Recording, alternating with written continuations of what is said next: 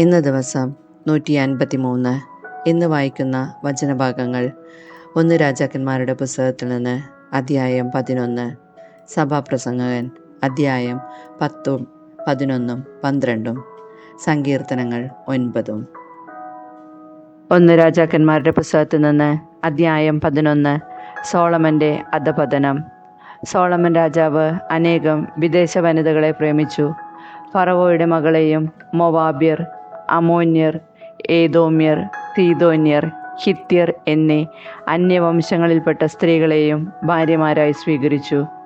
നിങ്ങൾ അവരുമായി വിവാഹബന്ധത്തിലേർപ്പെടരുത്. അവർ നിങ്ങളുമായും അവർ നിങ്ങളുടെ ഹൃദയങ്ങളെ തങ്ങളുടെ ദേവന്മാരിലേക്ക് വശീകരിച്ചു കളയും എന്ന് അവരെക്കുറിച്ച് കർത്താവ് അരുളി ചെയ്തിരുന്നു. സോളമനാകട്ടെ അവരെ ഗാഢമായി പ്രേമിച്ചു. അവന് രാജ്ഞിസ്ഥാനമുള്ള 700 ഭാര്യമാരും 300 ഉപനാരികളുമുണ്ടായിരുന്നു. അവർ അവൻ്റെ ഹൃദയം വ്യതിചലിപ്പിച്ചു. സോളമന് വാർദ്ധക്യമായപ്പോൾ ഭാര്യമാർ അവൻ്റെ ഹൃദയത്തെ അന്യദേവന്മാരിലേക്ക് തിരിച്ചു. പിതാവായ ദാവീദ് ദൈവമായ കർത്താവിനോട് വിശ്വസ്തനായിരുന്നതുപോലെ അവൻ അവിടത്തോട് പരിപൂർണ വിശ്വസ്തത പാലിച്ചില്ല. സോളമൻ സീദോന്യരുടെ ദേവിയായ അസ്താർത്തയെയും അമ്മോന്യരുടെ മ്ലേച്ഛ വിഗ്രഹമായ മിൽക്കോമിനെയും ആരാധിച്ചു. അങ്ങനെ അവൻ കർത്താവിൻ്റെ മുൻപിൽ അനിഷ്ടം പ്രവർത്തിച്ചു. തൻ്റെ പിതാവായ ദാവീദിനെ പോലെ അവൻ കർത്താവിനെ പൂർണ്ണമായി അനുഗമിച്ചില്ല. അവൻ ജെറുസലേമിന് കിഴക്കുള്ള മലയിൽ മോവാബ്യരുടെ മ്ലേച്ഛ വിഗ്രഹമായ കൊമേഷിനും അമോന്യരുടെ മ്ലേച്ഛ വിഗ്രഹമായ മോളേക്കിനും പൂജാഗിരികൾ നിർമ്മിച്ചു. തങ്ങളുടെ ദേവന്മാർക്ക് ധൂപാർച്ചന നടത്തുകയും ബലി സമർപ്പിക്കുകയും ചെയ്തിരുന്ന എല്ലാ വിജാതീയ ഭാര്യമാർക്കും വേണ്ടി അവൻ അങ്ങനെ ചെയ്തു. 2 പ്രാവശ്യം പ്രത്യക്ഷനാവുകയും അന്യദേവന്മാരെ സേവിക്കരുതെന്ന് ആജ്ഞാപിക്കുകയും ചെയ്ത ഇസ്രായേലിൻ്റെ ദൈവമായ കർത്താവിൽ നിന്ന് അവൻ അകന്നു പോവുകയും അവിടുത്തെ കൽപ്പനകൾ പാലിക്കാതിരിക്കുകയും ചെയ്തതിനാൽ അവിടുന്ന് അവനോട് കോപിച്ചു. കർത്താവ് സോളമനോട് അരുളി ചെയ്തു, നിന്റെ മനസ്സിങ്ങനെ തിരിയുകയും എൻ്റെ ഉടമ്പടിയും ഞാൻ നൽകിയ കൽപ്പനകളും പാലിക്കാതിരിക്കുകയും ചെയ്തതിനാൽ ഞാൻ രാജ്യം നിന്നിൽ നിന്ന് പറിച്ചെടുത്ത് നിന്റെ ദാസന് നൽകും. എന്നാൽ നിന്റെ പിതാവായ ദാവീദിനെ ഓർത്ത് നിന്റെ ജീവിതകാലത്ത് ഇത് ഞാൻ ചെയ്യുകയില്ല. നിന്റെ മകൻ്റെ കരങ്ങളിൽ നിന്ന് അത് ഞാൻ വേർപെടുത്തും. രാജ്യം മുഴുവനും എടുത്തു കളയുകയില്ല. എൻ്റെ ദാസനായ ദാവീദിനെയും ഞാൻ തിരഞ്ഞെടുത്ത ജെറുസലേമിനെയും ഓർത്ത് നിന്റെ പുത്രന് ഒരു ഗോത്രം നൽകും. കർത്താവ് ഏദോമിനായ ഹദാദിനെ സോളമനെതിരായി തിരിച്ചുവിട്ടു. അവൻ ഏദോം രാജവംശത്തിൽപ്പെട്ടവനായിരുന്നു. ദാവീദ് ഏദോമിനായിരുന്നപ്പോൾ സേനാനായകൻ യോവാബ് യുദ്ധത്തിൽ കൊല്ലപ്പെട്ടവരെ സംസ്കരിക്കാൻ അങ്ങോട്ട് പോയി. ഏദോംകാരിൽ പുരുഷന്മാരെയെല്ലാം അവൻ വധിച്ചു. ഏദോമിലെ പുരുഷന്മാരെ കൊന്നൊടുക്കുന്നതുവരെ 6 മാസക്കാലം യോവാബും ഇസ്രായേൽക്കാരും അവിടെ താമസിച്ചു. അക്കാലത്ത് ഹദാദും അവൻ്റെ പിതാവിൻ്റെ ദാസരായ ഏദോമ്യരിൽ ചിലരും ഈജിപ്തിലേക്ക് ഓടി രക്ഷപ്പെട്ടു. ഹദാദ് അന്ന് കൊച്ചുകുട്ടിയായിരുന്നു. മിദ്യാനിൽ നിന്ന് പുറപ്പെട്ട അവർ പാരാനിലെത്തി. അവിടെ നിന്ന് ആളുകളെ ശേഖരിച്ച് ഈജിപ്ത് രാജാവായ ഫറവോയുടെ അടുത്ത് ചെന്നു.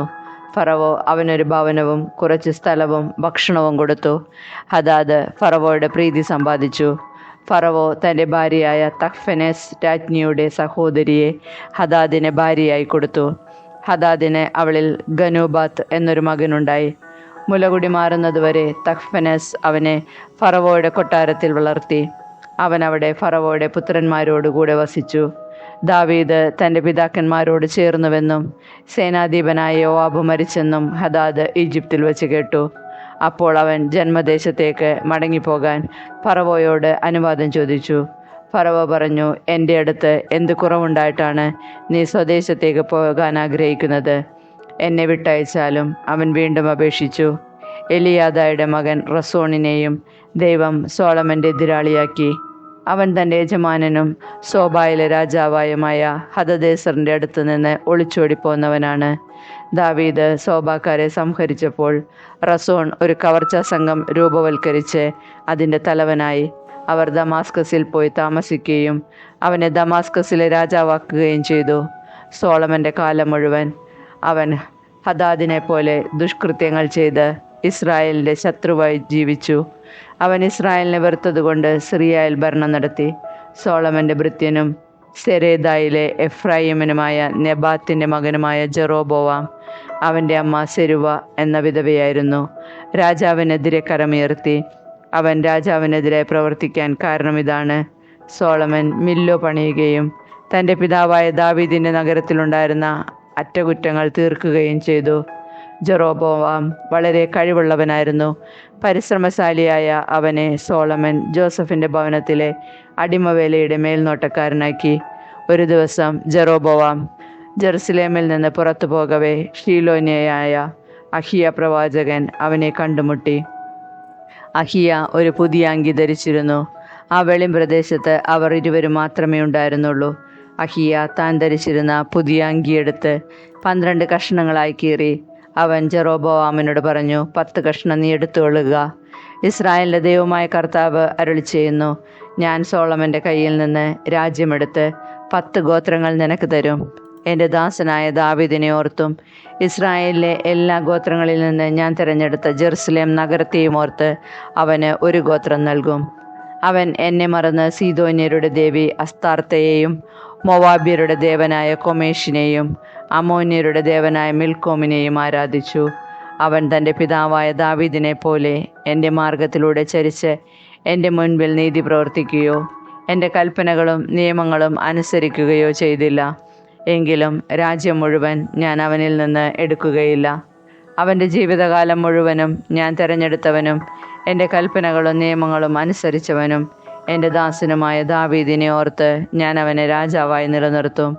എന്നാൽ ഞാൻ അവൻ്റെ പുത്രൻ്റെ കയ്യിൽ നിന്ന് രാജ്യമെടുത്ത് 10 ഗോത്രങ്ങൾ നിനക്ക് തരും.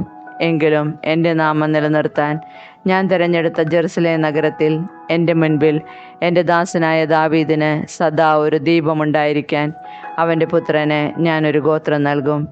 ഞാൻ നിന്നെ സ്വീകരിക്കും. നീ ഇസ്രായേലിൻ്റെ രാജാവായി യഥേഷ്ടം ഭരണം നടത്തും.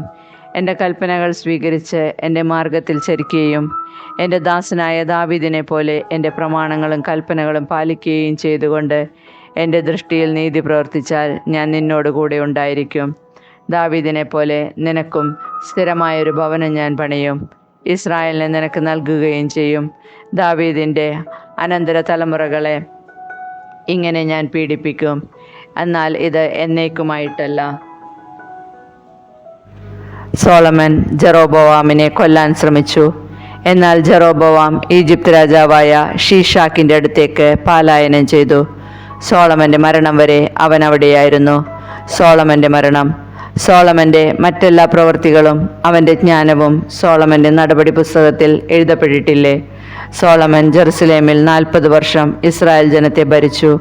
അവൻ പിതാക്കന്മാരോട് ചേർന്നു തൻ്റെ പിതാവായ ദാവീദിൻ്റെ നഗരത്തിൽ സംസ്കരിക്കപ്പെട്ടു. അവൻ്റെ മകൻ റഹോബോവാം ഭരണമേറ്റു. സഭാപ്രസംഗകൻ അധ്യായം 10. ചത്ത ഈച്ച പരിമളദ്രവ്യത്തിൽ ദുർഗന്ധം കലർത്തുന്നു. അതുപോലെ ജ്ഞാനവും പ്രശസ്തിയും കെടുത്താൻ അല്പം മൗഢ്യം മതി. ജ്ഞാനിയുടെ ഹൃദയം വലത്തോട്ടും വിഡ്ഢിയുടെ ഹൃദയം ഇടത്തോട്ടും ചായ്വ് കാണിക്കുന്നു. മൂഢൻ വഴിയെ നടന്നാൽ മതി. അല്പബുദ്ധിയായ അവൻ താൻ ഭോഷനാണെന്ന് വെളിപ്പെടുത്തും. രാജാവ് കോപിച്ചാൽ സ്ഥലം വിടാതെ അവിടെ തന്നെ നിൽക്കണം. വിധേയത്വം വലിയ തെറ്റുകൾക്ക് പരിഹാരമായി ഭവിക്കും. സൂര്യന് കീഴെ ഞാനൊരു തിന്മ കണ്ടു. രാജാക്കന്മാർക്ക് പറ്റുന്ന ഒരു തെറ്റ്. ഭോഷൻ ഉന്നത സ്ഥാനത്തെത്തുന്നു. സമ്പന്നർ താണതലങ്ങളിലിരിക്കുന്നു. അടിമകൾ കുതിരപ്പുറത്തും പ്രഭുക്കൾ അടിമകളെപ്പോലെ കാൽനടയായും സഞ്ചരിക്കുന്നത് ഞാൻ കണ്ടു. കുഴി കുഴിക്കുന്നവൻ അതിൽ വീഴും. ചുമര് പൊളിക്കുന്നവന് സർപ്പദംശനമേൽക്കും. കല്ല് വെട്ടുന്നവന് അതുകൊണ്ട് തന്നെ മുറിവേൽക്കും. വിറക് കീറുന്നവന് അതിൽ നിന്ന് അപകടം ഭവിക്കും. മുന തേഞ്ഞ ഇരുമ്പ് കൂർപ്പിക്കാതിരുന്നാൽ അധികം ശക്തി പ്രയോഗിക്കേണ്ടി വരും. എന്നാൽ ജ്ഞാനം വിജയം നേടുന്നു. മെരിക്കുന്നതിന് മുൻപ് സർപ്പം ദംശിച്ചാൽ പാമ്പാട്ടിയെക്കൊണ്ട് പ്രയോജനമില്ല. ജ്ഞാനിയുടെ വചനം പ്രസാദകരമാണ്. ഭോഷൻ്റെ അധരം അവനെ തന്നെ ഗ്രസിക്കുന്നു. അവൻ്റെ മൊഴികളുടെ ആരംഭം വിഡ്ഢിത്തമാണ്. സംസാരത്തിൻ്റെ അവസാനം തനിഭ്രാന്തും. തനിക്ക് ശേഷം എന്ത് സംഭവിക്കുമെന്ന് പറയാൻ ആർക്കും സാധിക്കുകയില്ല. വരാനിരിക്കുന്നത് ആരും അറിയുന്നില്ല. എങ്കിലും ഭോഷൻ അതിഭാഷണം ചെയ്യുന്നു.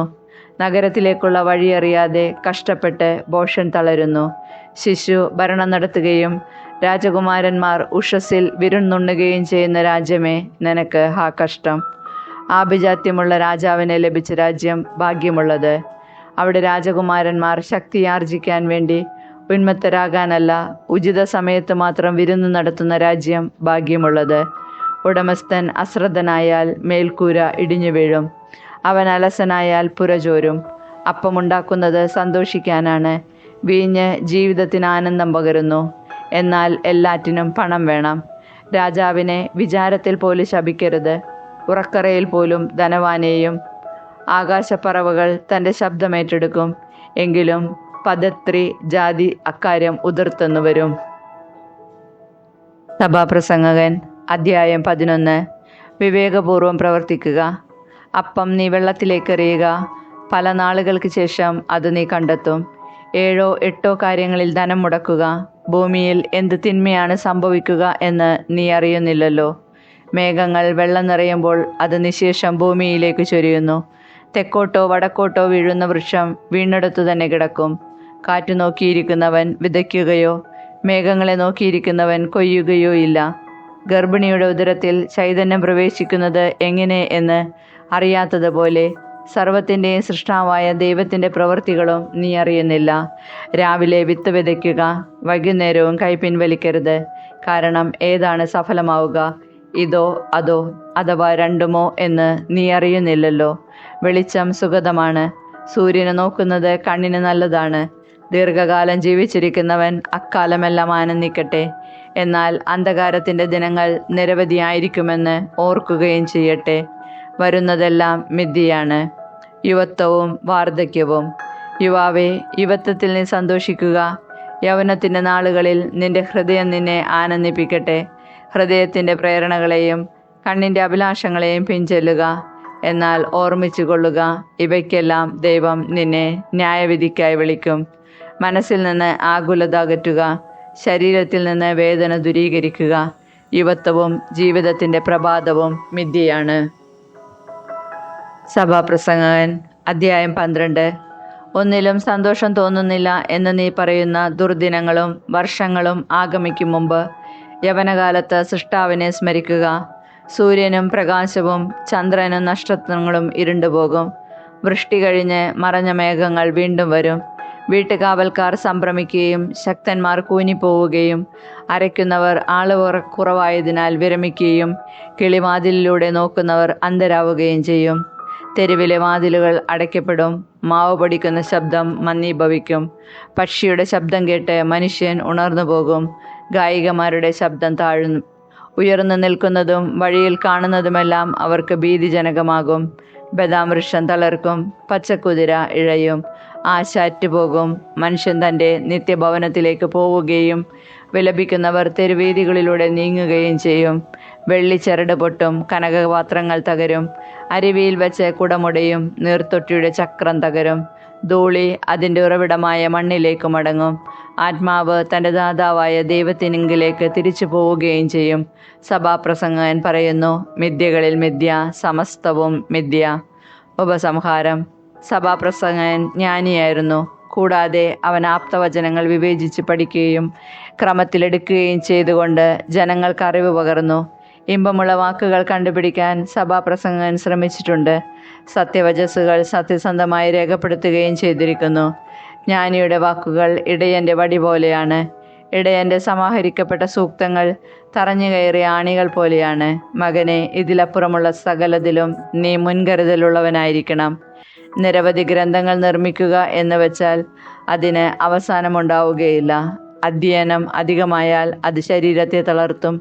പരിസമാപ്തി ഇതാണ്, എല്ലാം കേട്ട് കഴിഞ്ഞത് തന്നെ. ദൈവഭയമുള്ളവനായിരിക്കുക, അവിടുത്തെ കൽപ്പനകൾ പാലിക്കുക. മനുഷ്യൻ്റെ മുഴുവൻ കർത്തവ്യവും ഇതുതന്നെ. നല്ലതോ ചീത്തയോ ആയ അത് നിഗൂഢ പ്രവൃത്തിയും ദൈവം നീതിപീഠത്തിന് മുൻപിൽ കൊണ്ടുവരും. സങ്കീർത്തനങ്ങൾ 9. മർദ്ദിതൻ്റെ പ്രത്യാശ.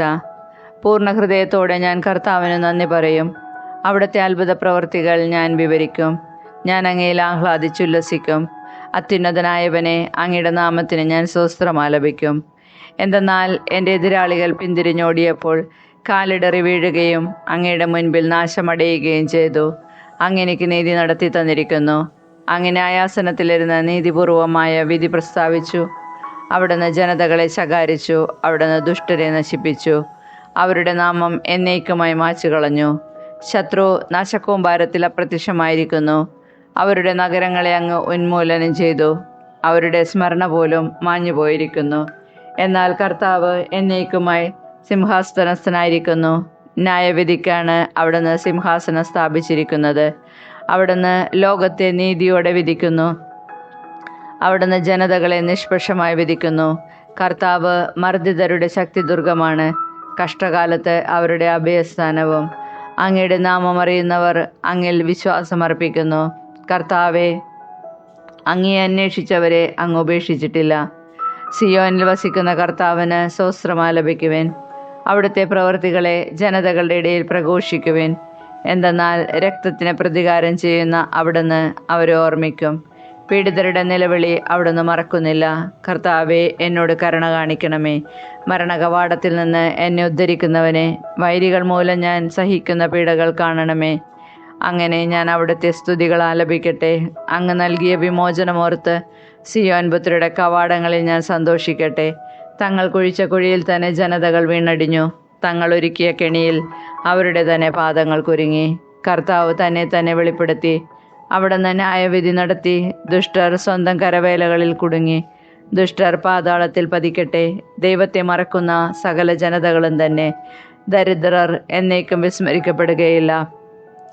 പാവങ്ങളുടെ പ്രത്യാശ എന്നേക്കുമായി അസ്തമിക്കുകയില്ല. കർത്താവെ, എഴുന്നേൽക്കണമേ. മനുഷ്യൻ അഹങ്കാരിക്കാതിരിക്കട്ടെ. ജനതകൾ അങ്ങയുടെ സന്നിധിയിൽ വിധിക്കപ്പെടട്ടെ. കർത്താവെ, അവരെ ഭയാധീനരാക്കണമേ. തങ്ങൾ വെറും മർത്യരാണെന്ന് ജനതകൾ മനസ്സിലാക്കട്ടെ.